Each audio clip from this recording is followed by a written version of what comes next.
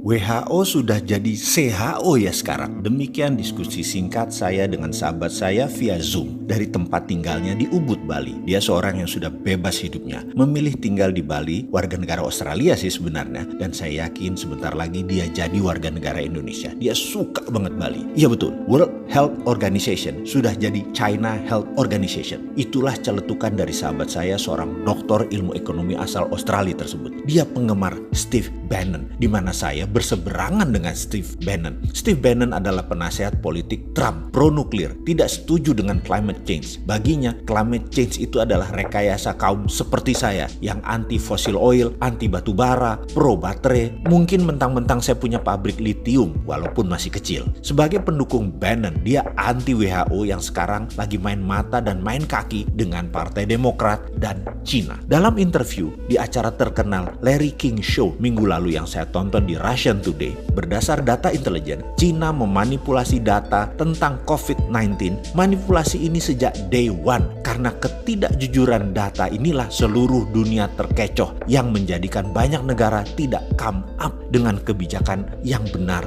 dalam menangani corona. Cina di bulan Januari dengan bos WHO melakukan false information ke seluruh dunia dengan mengatakan virus corona menyebar hanya dari animal to human, tidak bisa human ke human. Virus dikatakan hanya bisa menyebar dari binatang ke manusia, tidak bisa dari manusia ke manusia. Inilah yang membuat banyak negara jadi tidak aware mematikannya dan kecepatan penyebarannya virus corona ini. Saat ini komunitas dunia marah dengan Cina dan mungkin akan melakukan tuntutan internasional serta sanksi bagi Cina. Cina bermain dengan siapa? Dengan bos WHO, Dr. Tedros Ghebreyesus, yang menutupi fakta sebenarnya akan fatalitas corona tahap awal ini. Dikatakan bahwa tidak terlalu mematikan corona itu. Fakta berikutnya, di bulan Januari sebelum lockdown, Cina membeli 250 juta APD, alat pelindung diri, di seluruh dunia sebagai tindakan balasan atas tindakan Amerika tersebut. Bos WHO bocorkan ke Cina sehingga Cina bisa pukul balik dengan mengunci peralatan medis yang di kemudian hari, yaitu sekarang, Cina buat uang besar sekaligus membalas. 250 juta APD itu adalah separuh kebutuhan APD dunia saat ini, termasuk APD dari Indonesia dibeli Cina kala itu. Ternyata begitu dunia kena,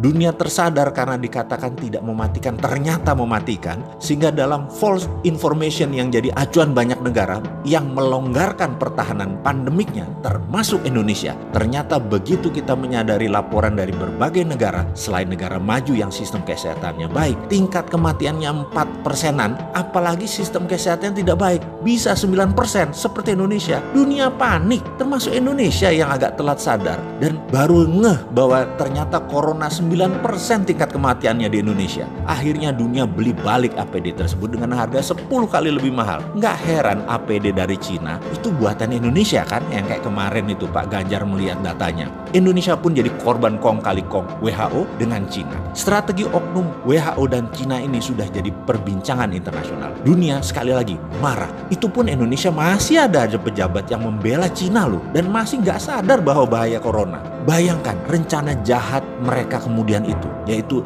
geng demokratnya Joe Biden CS, Clinton Foundation, big pharmaceutical company dengan WHO akan menjual vaksin ke 7 miliar manusia dengan cepatnya terpapar kalau dunia melonggarkan pandemi. Ini big business dan ini menjadi senjata untuk menjatuhkan Trump. Ini membuat Trump marah luar biasa karena kecele dimainkan di dalam dan di luar negeri. Dia tuntut WHO, dia hentikan sumbangan Amerika ke WHO dan bahkan akan keluar dari WHO. Rencana besar akan memvaksin 7 miliar manusia di dunia ini menjadi serangan terbuka oleh Trump. Pasti dia gagalkan rencana koalisi besar Cina, Partai Demokrat, dan WHO ini. Jujur, bagi saya ini bedil sudah dikokang semua. Ini bisa military war. Mengingat sejarah sebentar ya, kita tahu zamannya Obama, Cina itu mitra strategis. Baru zamannya Trump diperangi Cina itu. Ini info agar semua sahabat paham betapa cairnya dan dinamisnya geopolitik dunia itu. Apa yang dilakukan Trump? Trump tekan India untuk memberikan obat ke Amerika segera. India memproduksi obat corona dipaksa diberikan ke Amerika saat ini juga. Ingat, saya pernah katakan jauh-jauh hari setelah setelah Cina, Amerika melirik India. Tadinya Indonesia ya, karena Indonesia nggak paham,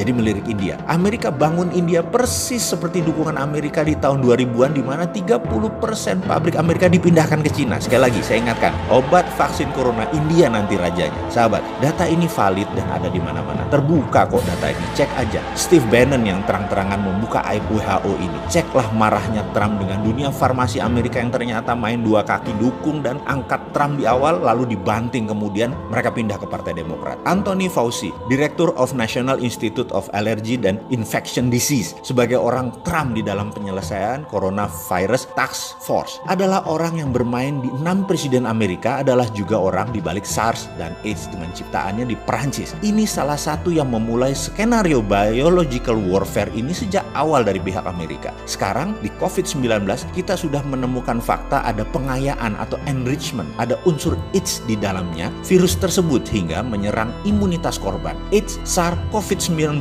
Anthony Fauci. Sound familiar? Udah mulai nyambung? Oke, bajingan kabeh mereka itu. Inilah kejamnya dunia saat ini yang kalau kita tidak paham, ini seakan-akan hanya pandemik cacar seperti biasa. Kedepan sebaiknya kita lupakan informasi negara propaganda tersebut. Lupakan pejabat di tanah air yang melindungi bisnisnya dan koleganya, terutama yang bermitra dengan asing. Kita buat vaksin sendiri. Kita perangi pandemi COVID cara kita. Kita produksi ventilator dari sahabat Masjid Salman segera. Saya sudah pesan ventilator itu 100 unit melalui sahabat saya di sana. Bahkan kalau sahabat mau sumbang ke sahabat di Salman, silahkan. Saya kirim linknya. Kita perlu 1000 lebih ke depan alat ventilator ini. Ayo, urunkan tangan Anda membantu sesama. Kita segera beli alat tes murah independen karya putra bangsa Indonesia di Silicon Valley, Santo Purnama. Kita selesaikan COVID gaya kita. Swasta beli langsung. Setiap orang boleh bergerak atas nama kemanusiaan. Memang nggak capek bermitra sama negara jago propaganda yang meledakkan satelit Palapa N1